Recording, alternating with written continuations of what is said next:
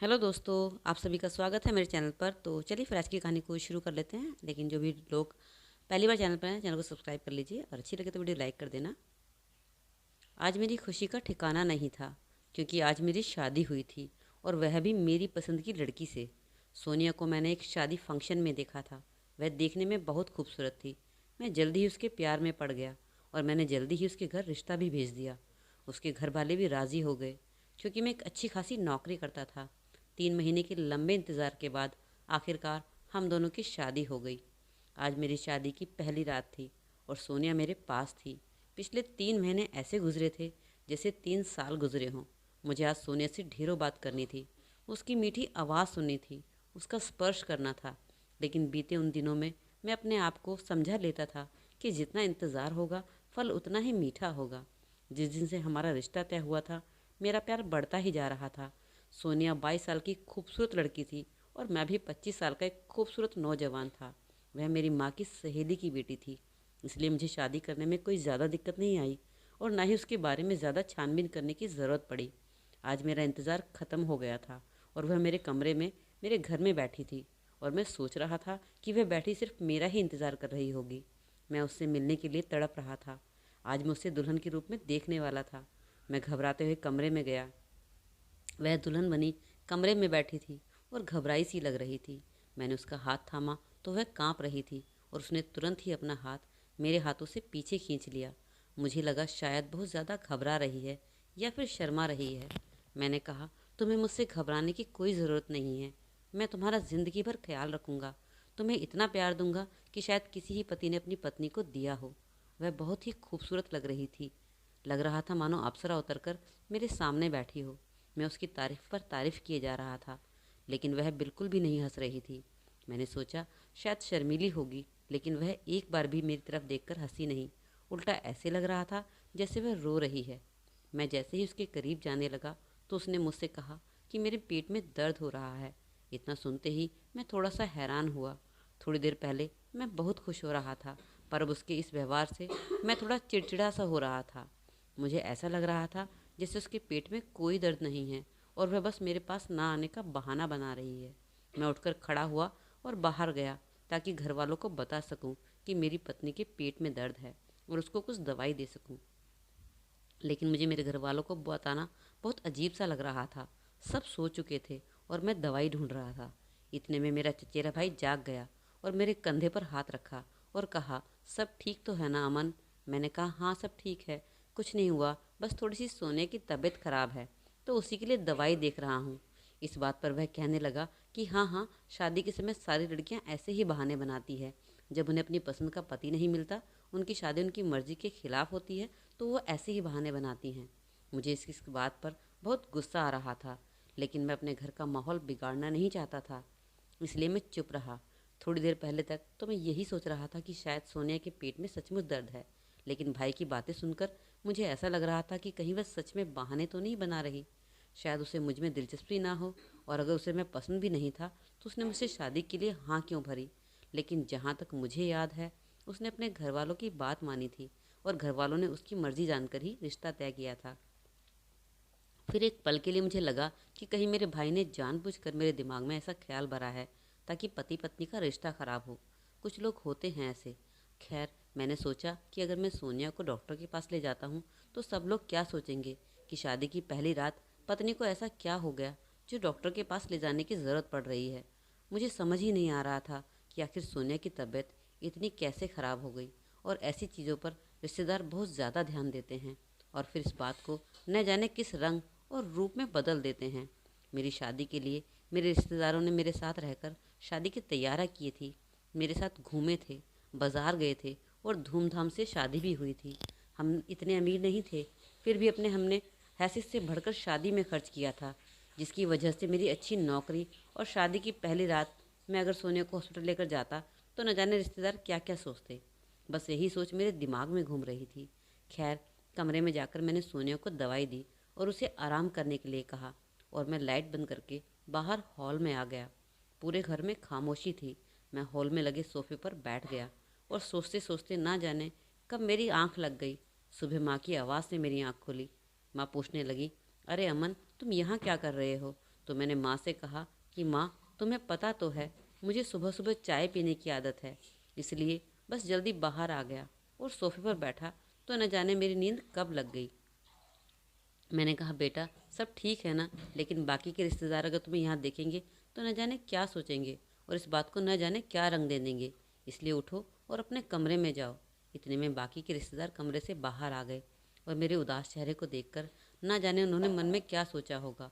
उन लोगों ने मुझसे कहा तो कुछ नहीं, लेकिन मेरी आंखें सब बयां कर रही थी। मैं बाहर से हंसता हुआ दिखाई दे रहा था, लेकिन मेरे अंदर के मन को शायद उन लोगों ने पढ़ लिया था। माँ ने मुझे सोनिया के कमरे में भेज दिया। मैं कमरे में गया तो सोनिया बेड पर नहीं थी, शायद वॉशरूम में थी। पानी की आवाज़ आ रही थी। मैंने बेड की तरफ देखा तो देखकर मेरी आंखें गीली हो गई। मैं तो ऐसा सपने में भी नहीं सोच सकता था। सफ़ेद चादर पर लाल धब्बे थे जो मुझे कुछ गलत होने का एहसास दिला रहे थे। मुझे नहीं पता ये क्या था। मतलब जब मैं कमरे से बाहर गया तो ज़रूर मेरे पीछे यहाँ कोई तीसरा आया जिसने मेरा हक छीन लिया। ऐसा लग रहा था जैसे मेरे पैरों तले ज़मीन निकल गई हो, जैसे किसी ने मुझे बहुत गहरे जख्म दिए हों। सोनिया वॉशरूम से बाहर आई तो मैंने उससे इन धब्बों के बारे में पूछा। वह थोड़ा घबराई हुई लग रही थी, जैसे उसे कुछ मालूम ही ना हो। वह चादर की तरफ एकदम से टकटकी लगाए देख रही थी और मेरा मुंह गुस्से से लाल हो रहा था। मैंने उससे बहुत सवाल किए, लेकिन उसने मेरे एक भी सवाल का जवाब नहीं दिया। मुझे गुस्सा आ रहा था। मैंने कहा, यह सब क्या है? सच सच बताओ, नहीं तो मैं तुम्हें आज ही आज तुम्हारे मायके छोड़ आऊँगा और तुम्हें तलाक दे दूँगा। इतना सुनते ही वह और भी घबरा गई और कहने लगी, मुझे 3 महीने का समय दीजिए, मैं तुम्हें सब कुछ बता दूँगी। इस वक्त मुझसे कुछ मत पूछो, नहीं तो बहुत बुरा हो जाएगा। मुझे उसकी बातों पर विश्वास ही नहीं हो रहा था। लग रहा था जैसे कोई झूठा बहाना बना रही है। मैंने कहा, तुमने मेरे सवालों का जवाब नहीं दिया। मैं तुम्हारे पास आया तो तुमने मुझे अपने पास नहीं आने दिया, और अब यह धब्बे। मैंने प्यार की खातिर तुमसे शादी की, तुम्हारे प्यार में इतना अंधा हो गया कि तुम्हारे बारे में कुछ भी पता नहीं किया। पर अब ऐसा लग रहा है जैसे मैंने तुमसे शादी करके बहुत बड़ी गलती की है। ऐसा कौन सा राज है जो मुझे तुम 3 महीने बाद बताओगी? मैं 3 महीने नहीं रुक सकता। मैं गुस्से में तो था, लेकिन धीरे धीरे बोल रहा था, कहीं मेरे घर वालों को कोई खबर ना हो जाए। मैं नहीं चाहता था कि यह बात कमरे से बाहर जाए। मैं तो एक ऐसा इंसान था जो अपना रहस्य मौत के बाद भी किसी को ना बताऊं। मुझे गुस्से में देखकर सोनिया रोने लगी। उसका रोना मुझे अच्छा नहीं लग रहा था। आखिर थी तो वह मेरा पहला प्यार ही ना। पर मन में यही सवाल था कि आखिर किसने मेरा हक छीना है? क्या सोचकर मैंने शादी की थी और 2 ही दिनों में मेरी पत्नी ने मुझे मेरी ही नज़रों में गिरा दिया। बाहर से इतनी मासूम दिखने वाली लड़की अंदर से इतनी गलत होगी, मैंने सोचा भी ना था। मेरा चचेरा भाई विशाल बड़ा ही मिलनसार स्वभाव का था। एक टाइम में न जाने कितनी लड़कियों से संबंध रखता था और 2-4 महीने उनसे संबंध रखकर उन्हें छोड़ भी देता था। मैं सोच भी नहीं सकता था कि मेरा भाई अपनी भाभी के साथ ऐसी हरकत भी कर सकता है। शक तो मुझे विशाल पर ही हो रहा था। आखिर उसकी घड़ी मेरे कमरे में क्या कर रही थी? ये सब सोचते हुए मैंने बाइक की चाबी उठाई और घर से बाहर निकल गया। मेरी समझ में कुछ नहीं आ रहा था। मुझे बहुत अकेलापन लग रहा था।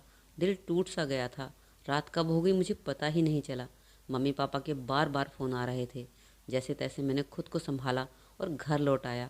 मैं उन मर्दों में से नहीं था जो अपने अपमान का बदला औरतों पर अत्याचार करके लेता। माँ कहने लगी, नई नवेली दुल्हन को छोड़कर कहाँ चला गया था? सबका खाना हो गया था और मेरी तो भूख ही मिट चुकी थी। इसलिए मैंने ऐसा दिखाया कि मैं खाना बाहर से खाकर आया हूँ। मैं अपने कमरे की तरफ बढ़ा, लेकिन मुझे सोनिया से कोई बात नहीं करनी थी। मैं कमरे में गया तो लाइट बंद थी। मैंने लाइट ऑन की तो वह सोई हुई थी। उसने अपने आप को पूरी तरह से कंबल में लपेटा हुआ था। कंबल हटाते हुए मैं कुछ पल के लिए रुका, क्योंकि मुझे सोनिया पर गुस्सा आ रहा था। कंबल हटाते ही मेरी नज़र 2 तकियों पर पड़ी, जिसे उसने ऐसे लगाया हुआ था जैसे कोई सो रहा हो। वह कंबल में नहीं थी, लेकिन थी तो कहाँ थी? अब मैं उसके बारे में गलत सोचने पर मजबूर हो गया था। मेरे कदम खुद ब खुद अपने भाई के कमरे की तरफ बढ़ने लगे।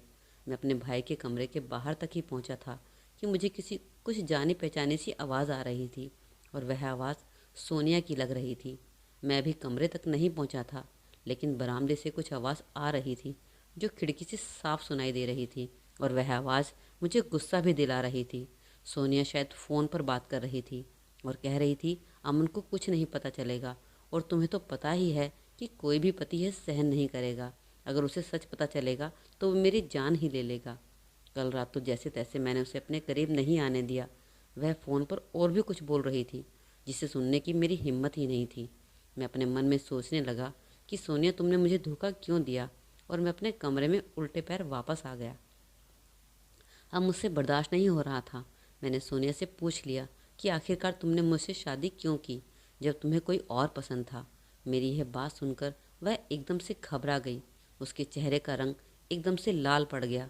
वह कहने लगी, मैं सिर्फ और सिर्फ तुमसे प्यार करती हूँ और किसी के बारे में मैं सोच भी नहीं सकती। उसकी हर बात मुझे झूठी लग रही थी। झूठ मत बोलो सोनिया, अगर मैं तुम्हें पसंद होता तो तुम मुझसे इस तरह दूर ना भागती। तब वह बोली, मैं तुम्हें अभी कुछ नहीं बता सकती, तुम्हें थोड़ा इंतज़ार करना पड़ेगा। आखिर कौन था जो मेरी पत्नी को मुझसे दूर रहने के लिए कह रहा था।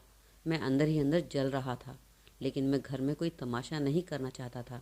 घर वालों को इस बात का पता ना चले, इसलिए मैं चुपचाप बैठ के किनारे पर सो गया। समय बीतता गया और मैंने फिर से अपना ऑफिस ज्वाइन कर लिया। घर वालों के सामने मैं उससे अच्छे से पेश आता। मैं लोगों को किसी भी तरह का मौका नहीं देना चाहता था। वह मुझे छोड़कर बाकी सभी घर वालों से अच्छे से बात करती, घर का सारा काम करती, पूरा ख्याल रखती। लेकिन जैसे ही रात को कमरे में आती तो कभी कहती मेरे पैर में दर्द है, कभी कहती मेरी कमर में दर्द है। बस इसी तरह के बहाने लगाया करती। बंद कमरे में हम दोनों एक अजनबी की तरह रहते थे।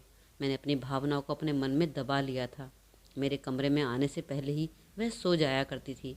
एक दिन मैं ऑफिस जल्दी चला गया, लगभग 2 घंटे पहले गया था, इसलिए ऑफिस से जल्दी घर आ भी गया। जब मैं अपने कमरे में फ्रेश होने आया तो कमरे में सोनिया नहीं थी। ना जाने वह कहाँ थी। मैंने उसे सब जगह देखा, लेकिन वह नहीं दिखी। मैंने माँ से कहा तो माँ मेरी तरफ हैरानी से देखने लगी और कहने लगी, इतनी जल्दी भूल गया। अब मैं माँ की तरफ हैरानी से देख रहा था। माँ कहने लगी, तूने ही तो कहा था। मैंने कहा, मैंने क्या कहा था? तो कहने लगी, तूने ही तो कहा था सोनिया को अपने भाई के साथ भेजने के लिए। मैं माँ की तरफ देखने लगा तो माँ मुझे थोड़ी सी परेशान लगी। मैंने माँ की हालत देखते हुए तुरंत जवाब दिया, हाँ हाँ, अरे मैं भूल गया था। हाँ हाँ, मैंने ही तो कहा था। काम की स्ट्रेस की वजह से मैं शायद भूल गया था। मैं चुपचाप वहाँ से अपने कमरे में आ गया। मेरा दिल अंदर से जल रहा था। मेरी बीवी मेरे भाई के साथ घर से जा चुकी थी। थोड़ी देर में माँ मेरे लिए चाय लेकर आई। मैंने चाय पी। 1 घंटा हो गया, लेकिन वह दोनों नहीं लौटे और थोड़ी देर बाद दरवाज़ा खुलने की आवाज़ आई और वह आ गई। मुझे वह थोड़ी हैरान और परेशान दिखाई दी। मुझे देखकर कहने लगी, मेरी तबीयत ज़्यादा बिगड़ गई थी, इसलिए मैं तुम्हारे भाई के साथ डॉक्टर को दिखाने गई थी। यह सब सुनकर न जाने क्यों मुझे कुछ ज़्यादा ही फ़र्क नहीं पड़ा। वह मुझसे झूठ बोल रही थी। अब मेरा शक और ज़्यादा गहरा होता जा रहा था। फ़ोन और पर्स टेबल पर रखकर वह वॉशरूम में चली गई। मेरी नज़र उसके फ़ोन पर गई और मैंने फ़ोन का कॉल रिकॉर्ड चेक करना शुरू कर दिया। सबसे ऊपर उसकी बहन का नंबर था। मैंने वह नंबर डायल किया तो फ़ोन एक मर्दानी आवाज़ ने उठाया। आवाज़ सुनकर मेरे शरीर में बिजली सी दौड़ गई। वह आवाज़ मेरे लिए बिल्कुल अजनबी थी। ना तो वह आवाज़ मेरे भाई की थी और ना ही आवाज़ मेरी साली की थी। अब मुझे अपने ऊपर गुस्से पर काबू नहीं हो रहा था। इतने में सोनिया वॉशरूम से बाहर आ गई। मैंने तुरंत उसका फ़ोन टेबल पर रखना चाहा, लेकिन जल्दी में वह फ़ोन नीचे गिर गया। मुझे देखकर सोनिया कहने लगी, क्या हुआ अमन? फ़ोन की डिस्प्ले टूट चुकी थी। अब मुझे सोनिया पर बहुत गुस्सा आ रहा था और मैंने गुस्से में सोनिया के एक ज़ोरदार थप्पड़ लगा दिया और कहा कि आज तुम किसके साथ बाहर गई थी? उसके चेहरे का रंग एकदम से फीका पड़ गया और उसे अचानक से उल्टी हो गई। वह तुरंत वॉशरूम में चली गई और वहाँ से आई तो हाथ जोड़कर रोककर कहने लगी, प्लीज़ अमन, मेरे बारे में कुछ भी गलत मत सोचो। मेरा किसी से कोई भी गलत संबंध नहीं है। और इतना कहते हुए वह बेहोश होकर ज़मीन पर गिर गई। लेकिन मुझे उस पर बिल्कुल भी दया नहीं आ रही थी। मेरे मन में सवालों का बवंडर उमड़ रहा था। उसे देखकर मैं यही सोच रहा था कि कहीं सोनिया किसी के बच्चे की माँ। इतने में मेरा भाई कमरे में आ गया और सोनिया को देखते ही बोला, भाभी को क्या हुआ? क्या किया तुमने इसके साथ? मेरा गुस्सा और भी ज़्यादा बढ़ चुका था। मैंने उसे सोनिया के पास से पीछे धकेलते हुए कहा, तुम्हारी हिम्मत कैसे हुई मेरी पत्नी को हाथ लगाने की? आज से पहले मैंने कभी इतनी ऊंची आवाज़ में बात नहीं की थी। इतने में मेरी माँ कमरे में आ गई और सोनिया को देखकर परेशान हो गई। फिर हम सब उसे लेकर अस्पताल गए। रात के 11 बज गए थे। अस्पताल में उसकी बहन और उसका पति भी आ गए थे। ना जाने उनको खबर किसने दी। तब उसकी बहन ने बताया कि थोड़ी देर पहले ही मेरी बात हुई थी। जब हम घर पर मिलने आए तो पता चला आप लोग अस्पताल में हैं। थोड़ी देर बाद सोनिया को होश आ गया। डॉक्टर से पूछा तो डॉक्टर ने बताया कि कुछ नहीं, थोड़ा बीपी लो हो गया था, इसलिए बेहोश हो गई। थोड़ा सा इनके खान पान पर ध्यान दो। मुझे तो अब डॉक्टर पर भी शक हो रहा था, लेकिन मैं फिर भी चुप रहा। अब मुझे अपने भाई पर और भी शक हो रहा था, लेकिन मैंने सोचा मैं 3 महीने तक इंतज़ार करूँगा, उसके बाद सोनिया को तलाक दे दूँगा। मैं ऐसी लड़की को अपनी ज़िंदगी में नहीं रखना चाहता था। एक दिन मैं ऑफिस से घर जल्दी आ गया और सोफे पर बैठकर चाय पी रहा था। तभी मैंने देखा सोनिया तैयार होकर कहीं जा रही है। हम दोनों में अब ज़्यादा बातचीत नहीं होती थी। ज़्यादा क्या, हम लोग आपस में बात ही नहीं करते थे, इसलिए मैंने उससे कुछ नहीं पूछा। वह बाहर निकल गई। मैं उठा और मैंने अपनी बाइक की चाबी ली और उसका पीछे करने लगा। वह एक ऑटो में बैठी। मैंने अपनी बाइक ऑटो के पीछे लगा ली। उसका ऑटो एक क्लिनिक के पास जाकर रुका और वह उतरकर अंदर चली गई। थोड़ी देर बाद मैं भी अंदर चला गया, लेकिन मैंने अंदर जाकर देखा तो मुझे सोनिया कहीं नहीं दिखाई दी। मैंने रिसेप्शन पर जाकर अपनी पत्नी का नाम लेते हुए पूछा तो उसने मुझे एक रिपोर्ट दी और कहा, यह तुम्हारी पत्नी की रिपोर्ट है, जाकर डॉक्टर को दिखा दीजिए, वह भी अंदर ही है। रिपोर्ट देखने की मेरी हिम्मत ही नहीं थी। मैं सीधा कैबिन में पहुंच गया। कैबिन में पहुंचते ही मेरी आंखों में आंसू थे। मैंने जिस लड़की पर इतना विश्वास करता था, जिससे इतना प्यार करता था, उसी ने मेरे साथ धोखा किया था। मुझे देखकर वह कहने लगी, अब तो तुम्हें सारा सच पता चल गया होगा ना। मैंने कुछ नहीं कहा और रिपोर्ट उसके सामने पकड़ा दी। आगे वह मुझसे कहने लगी कि मुझे एक ऐसी बीमारी है जिसकी वजह से मैं अपने पति के पास नहीं जा सकती। जब मैं 13 साल की थी तो मेरी माँ की डेथ हो गई थी। उसके बाद मेरी बड़ी बहन ने मुझे संभाला, वही मेरी सब कुछ थी। जब मैं 14 साल की हुई तो मुझे पीरियड्स आने शुरू हुए, लेकिन जब आते थे तो रुकते ही नहीं थे। मैंने कई जगह डॉक्टर को दिखाया, लेकिन कोई फ़ायदा ही नहीं हुआ। दीदी ने मुझे कई जगह दिखाया और जब मैं 22 साल की हुई तो तुम्हारा रिश्ता मेरे लिए आया। जब मैंने दीदी से इस रिश्ते के लिए मना किया तो दीदी कहने लगी, वह लोग बहुत अच्छे हैं, अब हमारे माँ बाप नहीं हैं। भैया भाभी को अब तू बोझ लगने लगी है, क्या पता परेशान होकर आगे तेरी शादी कैसे इंसान से करवा दे। अमन अच्छा लड़का है, यह तेरी खुशकिस्मती है, उसने खुद आकर तेरा हाथ मांगा है। और जब हमने डॉक्टर को शादी की बात बताई तो डॉक्टर ने कहा कि 3 महीने का कोर्स है, 3 महीने तक दवाई खा लो और 3 महीने तक अपने पति से करीब मत आना और ना ही उसे आने देना, नहीं तो उसे भी इन्फेक्शन हो सकता है। और बस यही मेरी सच्चाई थी जो मैंने आज तक तुमसे छुपाई थी। इसके लिए मैं तुमसे माफ़ी चाहती हूँ। मैंने तुम्हें अंधेरे में रखा और आज रिपोर्ट आ चुकी है, सब कुछ नॉर्मल है और यह बात मैं आज तुम्हें बताने ही वाली थी। मुझे तो समझ ही नहीं आ रहा था कि मैं आगे क्या कहूँ। मैंने अपनी पत्नी पर शक किया था, अपने भाई पर शक किया था, मैं अपने आप पर शर्मिंदा था। मैंने सोनिया से वहीं पर माफ़ी मांगी और सारे गिले शिकवे दूर करके घर की ओर चल दिए।